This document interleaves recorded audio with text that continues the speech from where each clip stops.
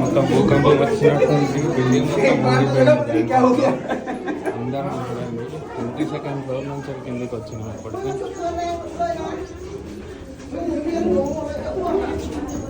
ఇంకా షేక్ అవుతుంది building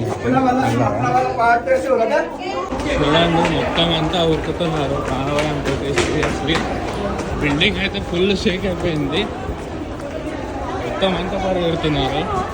22nd floor నుంచి కిందికి అయితే వచ్చినాము. ఎక్కడ ఏం జరిగిందో మాత్రం అదైతే ఐడియా లేదు, కానీ మొత్తం బిల్డింగ్ మొత్తం ఊగిపోయింది. ఓ మై గాడ్ బ్యాంకాక్లో కూడా ఇలాంటిది అసలు ఎక్స్పెక్ట్ చేయలేదు.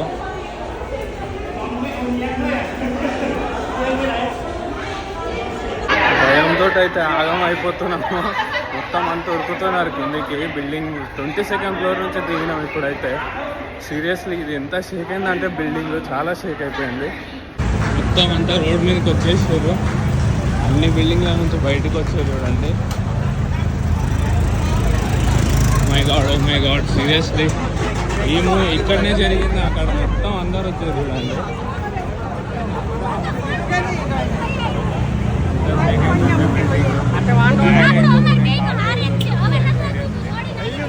ఇదే బిల్డింగ్ అన్నమాట, ఇదే బిల్డింగ్ చాలా సేఫ్ అయింది దూరంగా.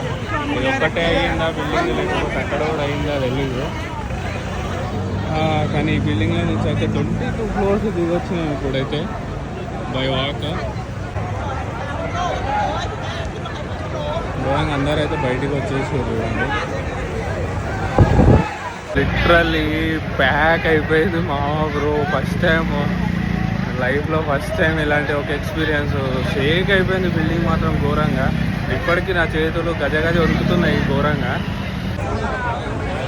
మొత్తం అందరూ వచ్చేస్తున్నారు బిల్డింగ్ అయితే బాగా ఇప్పుడు వస్తున్నారు.